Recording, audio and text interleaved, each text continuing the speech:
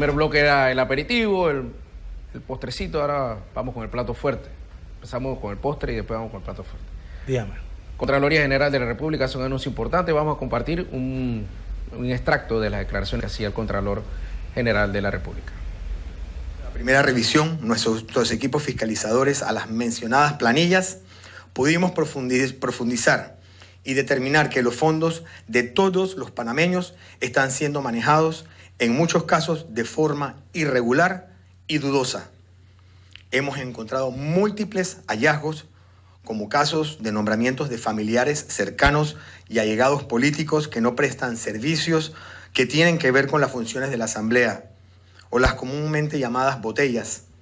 Actuaciones irregulares y dudosas por la forma en que se cambiaban los cheques y la falta de información que compruebe que las personas nombradas prestaron algún servicio.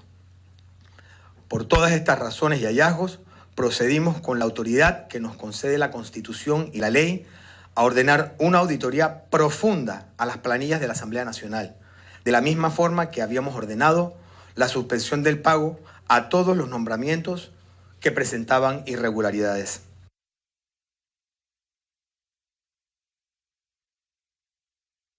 Nos deja botellas, manejo irregular. ¿Qué nos deja esas declaraciones? Indignación.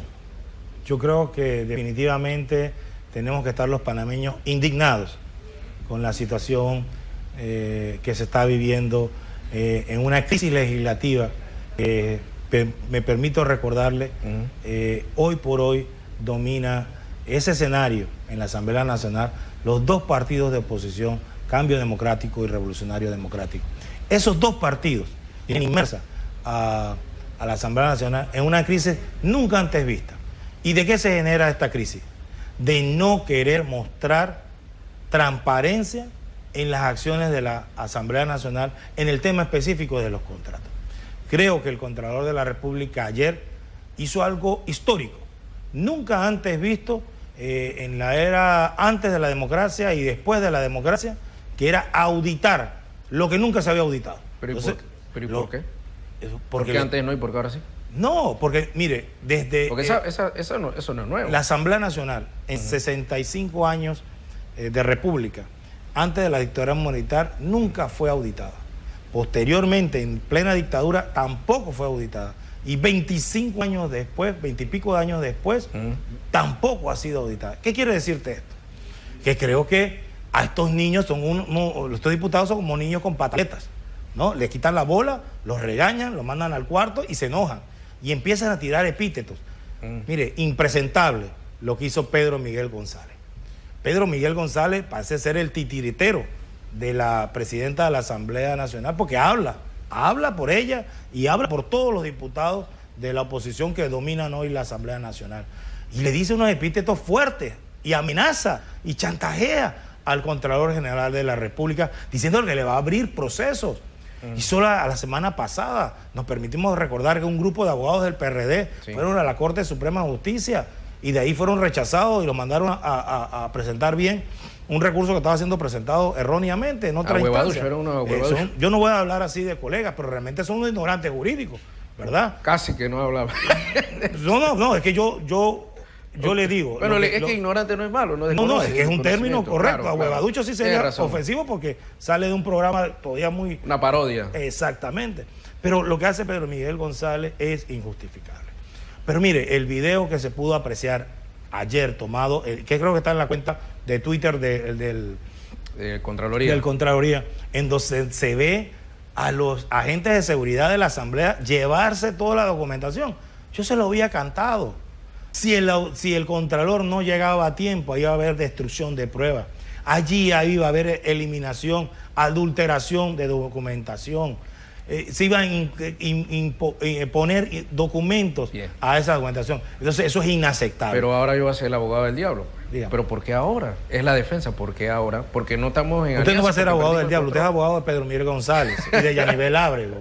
Yo voy a chequear para ver si usted tiene un contratito por la planilla. Sí, pues yo voy a chequear porque no está siendo abogado del diablo, sino de los diputados de oposición.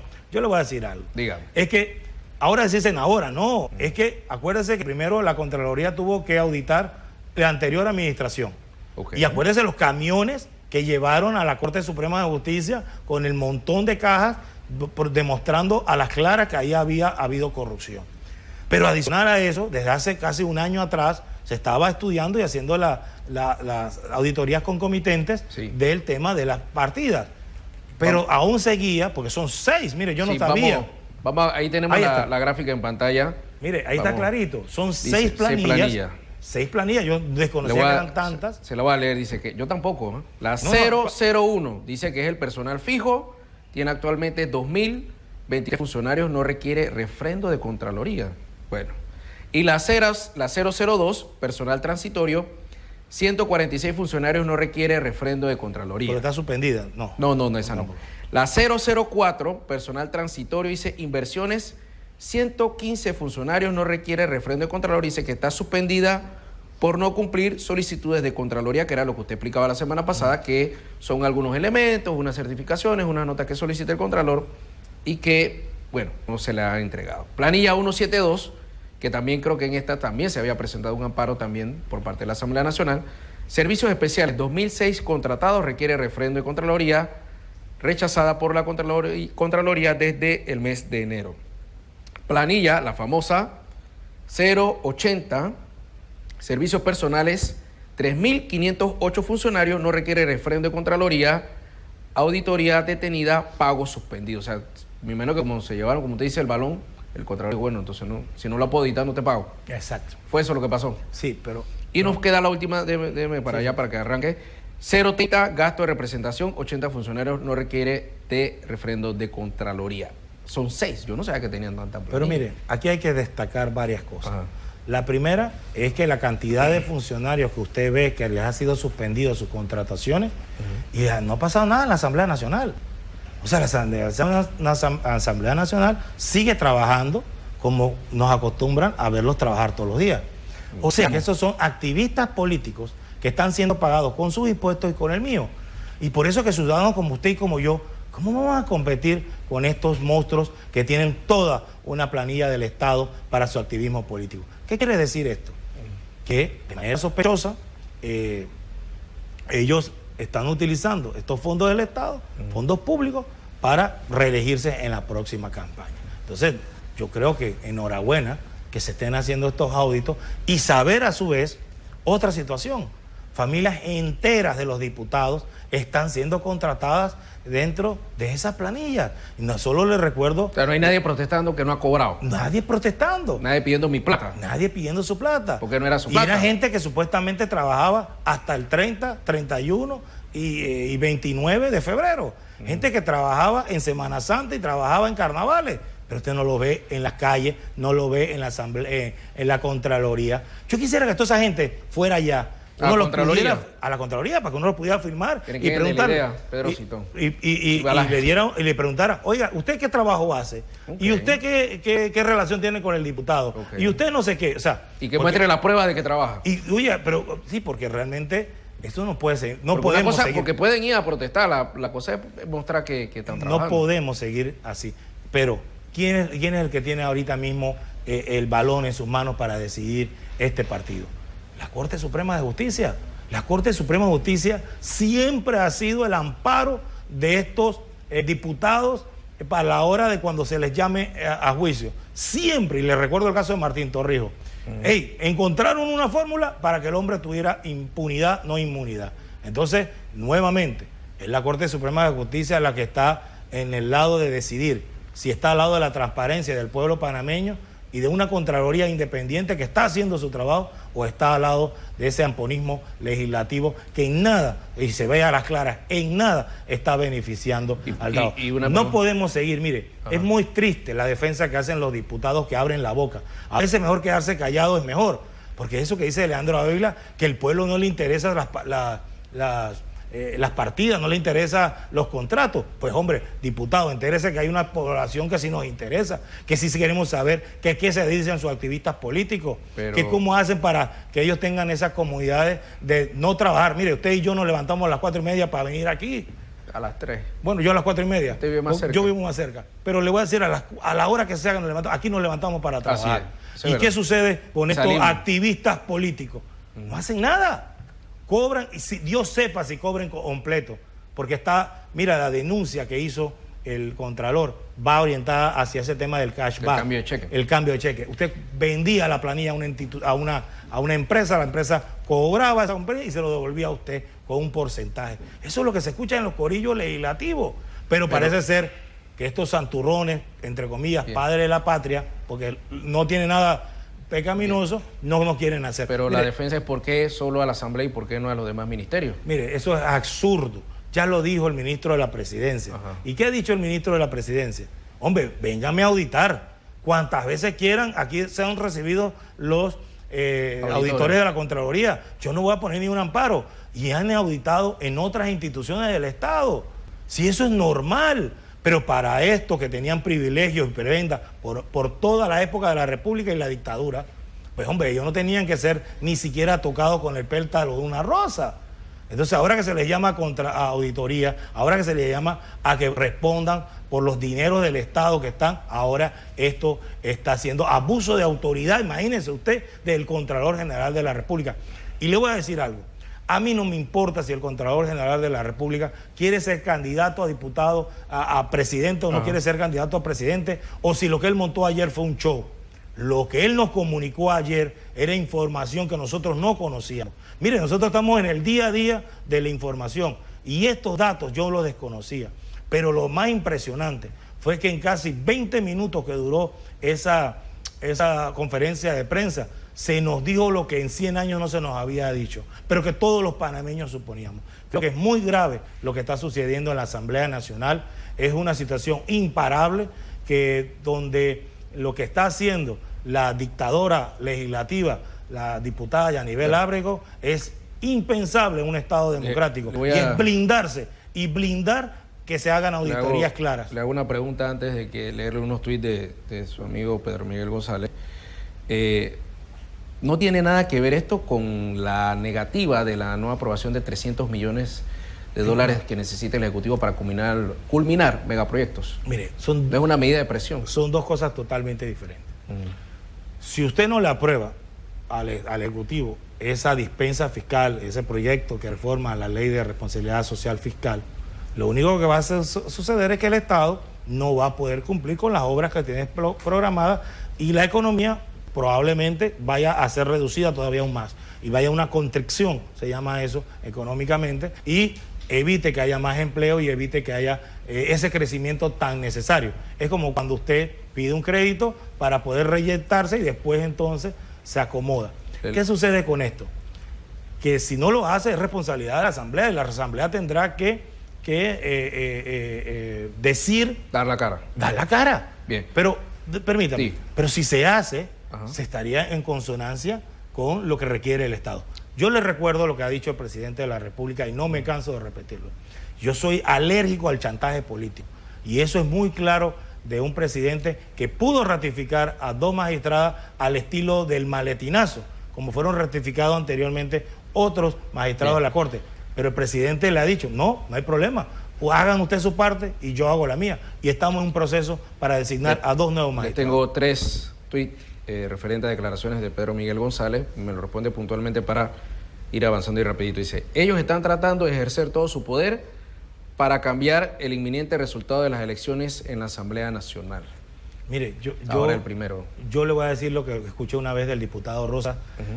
Sería estúpido del gobierno, absurdo del gobierno, tratar de ganar a punta de maletinazos, a punta de estas presiones, la Asamblea Nacional. Y le voy a decir por qué. Porque está tan desprestigiada que el costo político de cara a las próximas elecciones la va a tener que asumir la oposición, no el gobierno. Por eso es que estoy totalmente en desacuerdo con eso. Bien, en la Asamblea, y hablo a título personal, nosotros no estamos de acuerdo con nada ilegal que haya ocurrido.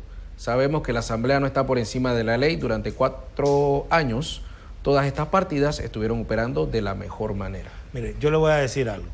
Claro que si no está, mire, el que no la debe no la teme. Ayer lo dijo varias veces el Contralor de la República en su conferencia de prensa. Entonces, si no la debe, abre las puertas, abre tus auditos, tus libros, abre tus contratos, públicalos en la página web, que es lo que están haciendo, utilizando todo y cada uno de los recursos que la ley les permite en contuvencia con la Asamblea, con la Corte Suprema, para nuevamente reine la impunidad y la ilegalidad y cuanto sepa Dios cosas negativas que los panameños todavía no nos enteramos. Dice, si algún funcionario, diputado o no, en el manejo de la planilla hizo algo indebido, que se cumpla con el debido proceso. Lo que debe entender el Contralor es que la Corte es la que tiene facultad para investigar. Mire, para Pedro Miguel González, el debido proceso es impunidad. Ese es su sinónimo. Pero eso es lo que él entiende. Porque acuérdese que Pedro Miguel González lo andan buscando en los Estados Unidos por la muerte del soldado Sad Hernández. Entonces, esa impunidad es la que él llama debido proceso. Porque en un juicio aquí en Panamá, cuando él se presentó a la presidencia de la República, acuérdese que fue del brazo de Pérez Valladares. Y así lograron la impunidad en los estrados judiciales. Entonces, él está acostumbrado a asociar debido proceso con impunidad. Le tengo dos más. Dice, él está pasando... Él me dijo tres. Voy a empezar a cobrarle por cada pregunta que me haga. Dice, él está pasando por encima de la ley. Estas son partidas que están autorizadas en la ley de presupuesto. Él no es omnipotente, él no puede pretender hacer lo que le da la gana. Tiene que ceñirse a lo que dice la Constitución, la misma que no quieren cambiar. Mire, eso es machín candado. El que toca aquí toca cara y empieza la pelea. Mire, es realmente lo que está sucediendo en la Asamblea Nacional. Lo que está sucediendo en la Asamblea Nacional es que ante esa cueva de ladrones legislativos que hay ahí, que está dominada por la oposición política, y le hago nuevamente que ese hecho cierto, es que no quieren abrir los libros, no quieren abrir la documentación. Entonces no es el Contralor. ¿Cómo se hace? Mire, yo le dije a usted, ¿cómo se siente un Contralor de la República, verdad? Que tiene que, por mandato de Constitución y ley, ver los fondos de todos los funcionarios, no poder entrar a verificar eso. Pero cuando dice, sí puede entrar, que no puede. Cuando puede, espérese, se lo he explicado. Han tratado de usar el Código Procesal Civil en temas, el Código Procesal Civil en temas netamente administrativos. Entonces, contratando, mire, la Asamblea contrata a un abogado privado, porque la catarba de funcionarios judiciales, jurídicos ahí, no les permite hacer un recurso de amparo, ¿verdad? Entonces, le pagamos a un abogado privado y quisiéramos saber nosotros cuánto se le pagó a ese abogado privado o cuánto le están dando, ¿verdad? Para poner un amparo dilatorio. ¿Y qué hace el magistrado Sedalice? Lo admite. Hombre, no suspende la orden, pero lo admite. Lo deja ahí. ¿Y qué sucede? Eso es impunidad. Entonces, a un exhorto al magistrado Sedalice, a los 8 restantes magistrados, para que resuelven ya de una vez la situación y que nos demuestren que si está al lado de la justicia y del pueblo panameño o si está al lado de la impunidad y de los diputados de la Asamblea Nacional. Dice, nuestros abogados están analizando la posibilidad de reunir todos los elementos para presentar eventualmente una denuncia al Contralor, que nos manden a los de la vez pasada. No, eso mismo, eso es lo que le iba a decir. No, lo mismo abogados, no, hombre, por lo menos use uno nuevo que les pueda permitir. Sí. Pero yo le voy a decir algo. Yo creo que el Contralor General de la República, entendiéndose que es una persona comedida, que no es una persona de tirarse al charco sin salvavidas, está entendiendo que está meditando cada uno de sus pasos. Y yo lo puedo entender por ello.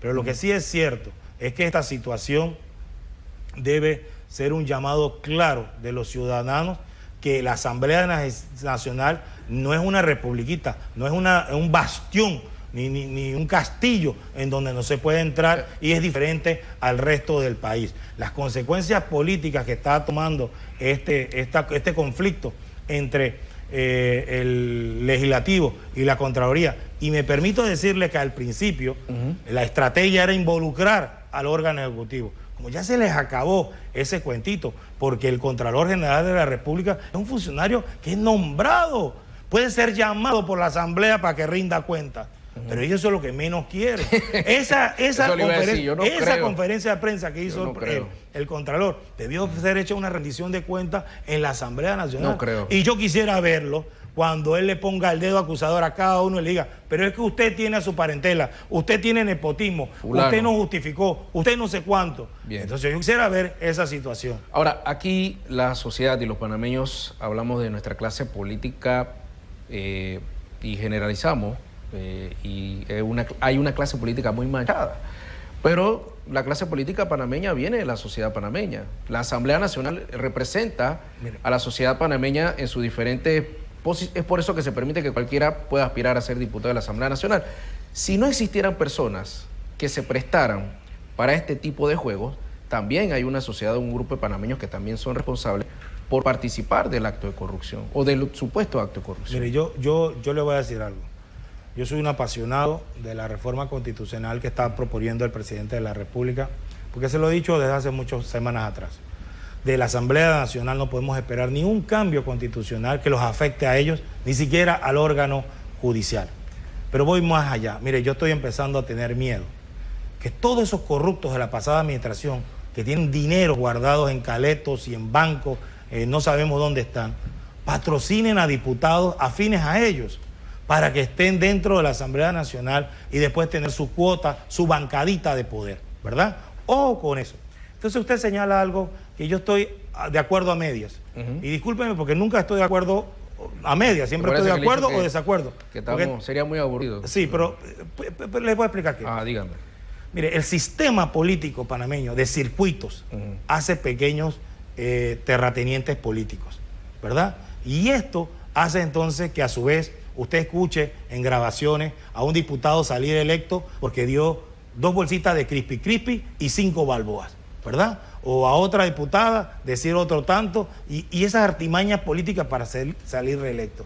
Entonces, no necesariamente son el reflejo de la sociedad, son el reflejo de un sistema político corrupto que permite llevar a la Asamblea Nacional a gente corrupta. Mire, si hiciéramos una reforma constitucional y los diputados fueran por provincias, fueran por diputados nacionales y dejáramos eso de los circuitos electorales, que en nada contribuyan, porque ustedes hacen unos lugartenientes políticos allá, por ejemplo, por el 810, por decirle algo, en donde a punta de carro, a punta de refrigeradora, son diputados. 20 años. ¿Verdad? Entonces lo que tenemos que nosotros dotarnos es diputados nacionales que salgan de las filas de los partidos políticos, que salgan diputados provinciales de primarias integrales dentro de toda la provincia. Yo creo que así daríamos un paso distinto para que nosotros pudiéramos dotarnos de unos mejores diputados. Pero le voy a decir algo.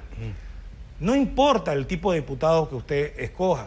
El tema real ahí es que cuando usted llega ahí, le pasa lo de Rosa Canto. Es que yo no sabía cómo que se robaba. Yo vine a aprender ahora y ahora es que aprendí a cómo que se hacían la distribución de los dineros. Entonces cuando usted llega ahí, tarde aprendió, pero cuando usted llega ahí a veces va con sus mejores intenciones, ¿verdad? Pero se percata que el propio órgano del Estado legislativo, esa Asamblea Nacional, lo va envolviendo vorazmente en la corrupción y en las tramoyas legislativas. Ese es el problema del sistema. Por eso se hace entonces necesario que los diputados ni manejen partidas circuitales, ni manejen partidas de contrataciones como la están manejando, y que el diputado no se gaste un tanto por ciento, porque es imposible. Yo escuché que hay diputados que se gastan 300,000 y medio millón de dólares. En una campaña. Usted nada más haga cálculo 7,000 por 12 por 5. No hay manera de sacarlo. No hay manera, menos los impuestos. Entonces, hay que pensar. Y son esos mismos que tienen casa de playa, tienen 4 y 5 apartamentos. ¿Usted te acuerda los diputados de Cambio Democrático? Que no les ha pasado nada. Yo todavía estoy esperando que se hagan esas investigaciones de eso de 80,000 dólares. Gente que nunca ha trabajado más que de política. Oye, yo tengo 100 dólares en mi bolsillo y es mucho. Entonces, ¿cómo que tienen 80,000 dólares? Y es normal. Entonces, hay que preguntarse. En efectivo. Hay que preguntarse cómo es que lo han obtenido. Para pasar al siguiente tema, ayer en el taxi me decía el taxista, vamos a tener que salir a la calle a luchar por la reforma de la Constitución. Yo no creo que usted use taxi. Sí, porque acuérdense que me voy en metro, tengo que voy del metro al taxi. Y el taxista me decía que la culpa de todo era que no se quiere, y ¿sabes qué me llamó la atención? Que decía, ninguno de los candidatos o de los que aspira a la presidencia tiene buenas intenciones, porque si tuviera buenas intenciones no se negaría a reformar la Constitución panameña. Me lo dijo el taxista. Entonces, para que usted vea que eso de que el panameño anda perdido, el panameño está claro en su reforma constitucional. Y ese politólogo amarillo, así los llamo yo, esos politólogos de amarillo, son los que hablan con el pueblo. Así es. Y son los que, mire, en muchas ocasiones usted solo tiene que montarse en el metro y escuchar las quejas de las personas. Y escuchar el verdadero Panamá, no ese Panamá de los Twitter y de los pseudopinólogos, sí, que es un mundo muy reducido. Pero hombre, los medios privados hacen un eco impresionante. Bueno, vamos a hacer eco ahora nosotros y vamos a compartir un tuit de Ebrahim Asbat, que fue respondido por el ministro de Economía, donde se explicaba un poco por qué ayer, recuerda que hablábamos del tema del Producto Interno Bruto y de la reducción del 1%. Nos hacen nos explica, inclusive Iván Sarak también respondía a esta dosis de La Guardia. Decía Ebrahim Asbat, baja el Producto Interno Bruto y culpan de ello a la huelga de Suntrax. La economía se enfría, señores, por mediocridad gubernamental. Esa es la verdadera causa. Explicaba el ministro, Dulcidio, explicaba la matemática, dice, la construcción representa el 17% del Producto Interno Bruto. Si se afecta por un mes del año, hablamos de 12 meses, pasamos a una producción del 17% de 11 meses en vez de 12, eso representa una reducción del puntaje que usted explicaba bien ayer. Mire, eso es lo que yo, a esta gente, a estos pseudopinólogos, nunca le hacen un bien chequeado, nunca le hacen un cuentacuentos, ¿verdad? Pero así como vemos al ministro del MEF Dulcidio respondiéndole de manera decente, de manera decorosa, matemática y todo. Matemática, es que el Fondo Monetario hizo una proyección al crecimiento. No es que ha dicho que Panamá no va a crecer lo que va a crecer, sino que producto de esa huelga, ellos prevén que no va a crecer el porcentaje que tenían inicialmente y se va a reducir a 1%.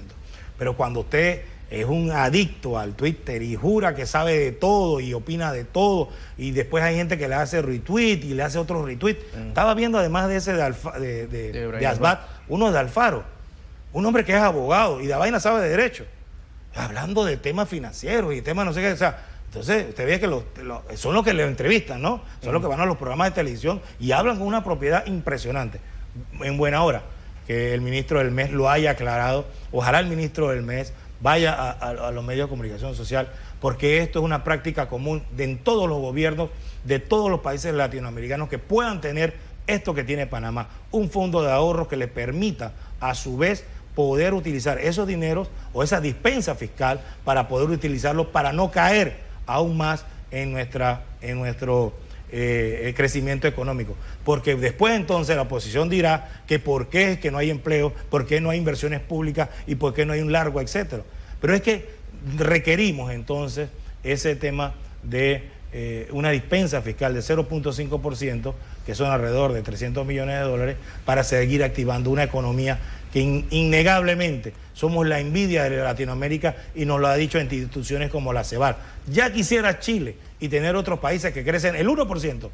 Hay países que ni siquiera crecen en Latinoamérica. Hay países en Europa que crecen el 0.5% y es histórico. Y Panamá está creciendo un 5%.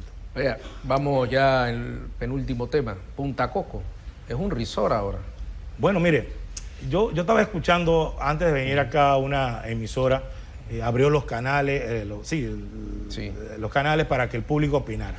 Mire, 9 de cada 10 se sentía indignado porque esa gente tenía tantas comodidades. Pero es que hay que recordarle a esas personas, y creo que lo hizo ayer las autoridades de gobierno, de que estas cárceles para personas de alta peligrosidad necesitan tener unos estándares de derecho internacional. Quizás no nos guste, pero son los estándares que evitan que Panamá sea un estado barbarie a ser un estado de derecho. Entonces, Panamá ha cumplido. Lo importante es que Panamá ha cumplido con esas recomendaciones. Ya no se puede alegar que Panamá es un violador de los derechos humanos, porque le digo que la parodia o de los derechos humanos es que victimarios y víctimas tienen los mismos derechos humanos. Pero eso, a veces hasta mejor era lo que hablábamos. O sea, acá, entonces, cancha, no, faltó fue un cine. Sí. Y no... Pero tú y el derecho de la víctima. Exactamente. Pero y no va nadie peleando por los derechos de la víctima. Usted está viendo que hay medios de la oposición que tienen miedo que su jefe regrese y que lo manden para Isla Coco. Entonces defienden, es la actitud de los pandilleros, de que porque ellos no quieren ir para allá, porque obviamente tienen un radio de acción muy limitado, que aunque ellos siempre se la ingenian, pero va a ser mucho más limitado que las cárceles públicas aquí que en tierra continental. Entonces, creo que el gobierno ha actuado de forma responsable, entendiendo que la criminalidad se combate a través de acciones como estas, se combate a través de inteligencia policial, se combate a través de proteger a los testigos en estos juicios, porque si no lo que resulta es que usted, que ha sido testigo y va a declarar, termina siendo amenazado por estos pandilleros, sí, que necesitan entonces protección judicial por parte de las autoridades nacionales. Enhorabuena que se haya hecho esta situación, y yo creo que principalmente, mire, cuando ellos son, usted sabe que los pandilleros estos son machitos, entre comillas. Ajá. Cuando están aquí alegremente, que compran celulares, compran armas, tienen a disposición un montón de presos que los protegen. Que los protegen, pero cuando están allá, se les entra una depresión, le digo, que ni la de Ricardo Martinelli en Miami. Bueno, vamos. Dígame. Y yo quiero felicitar a funcionarios como Víctor Ameana, de la SED, venir aquí a hacer TV, a esta televisión buena, a esta televisión positiva, porque esa es la actitud que debemos tener los funcionarios, de venir a estos programas. Siempre bien. Exactamente, siempre y defender bien su gestión. Siempre porque bien. Yo creo que ha sido una gestión transparente, una gestión que merece ser resaltada. Vamos con el tuit del presidente Juan Carlos Varela, donde anunciaba el día de ayer, don Pedro, una de las promesas de campaña. El proyecto de ley 307, con el cual los gastos escolares como matrícula, mensualidad, útiles escolares del sector privado serán deducibles de impuestos sobre la renta. Nos despedimos con una buena noticia y positiva, ¿no? A pesar de que yo creo más bien es mejorar la calidad de las escuelas públicas, porque claro, ahí está la mayor cantidad de estudiantes. Sin lugar a dudas, este era un reclamo que se había hecho en el proyecto de campaña del presidente Varela, y que había estado también ya siendo usada por el diputado, hoy alcalde Blandón, y otras personalidades. Creo que enhorabuena, se cumple una promesa de campaña, ahora tiene que ser reglamentada para evitar el juega vivo, ¿verdad? Pero yo le digo que después haremos un análisis cuando ya la ley esté implementada, sí, porque lo que yo estoy viendo, que al ver este beneficio fiscal, lo que las escuelas van a hacer es aumentar entonces el costo de matrícula. Usted va a ver que por ahí van los tiros. Sí, va. Pero es una muy buena decisión. Ojalá el MEF, el DGI, controle estas deducciones para que realmente sea efectivo y no un juegazo vivo que beneficie a uno en detrimento de otros. Y sobre todo, mire, las arcas del Estado, ahí están hablando en la Asamblea Nacional sobre un apoyo a los jubilados. Coño, ¿quién no quiere apoyar a los abuelitos? ¿Quién no quiere apoyar a esa gente que se zurró para que hoy nosotros podamos que no cobran nada? Que no cobran 2 reales. Pero ojo, que las finanzas públicas, alguien tiene que pagar eso. Eso no es de gratis. Claro. Y esos $140 por cada 2 años, con una población que cada día muere más vieja, dura más, se hace peligrosa para nuestras finanzas públicas. Ya solo 120 a los 65, la beca del Ángel Guardián, etcétera, es un costo que estamos pagando los panameños para apoyar a esos panameños que dieron todo por nuestro país y que realmente nosotros debemos sentirnos orgullosos. Pero ojo al Cristo, que es de plata, y tenemos que protegerlo. Gracias a Pedro Citón por compartir con nosotros el análisis del día de hoy. Nosotros hacemos una pausa y regresamos con más información.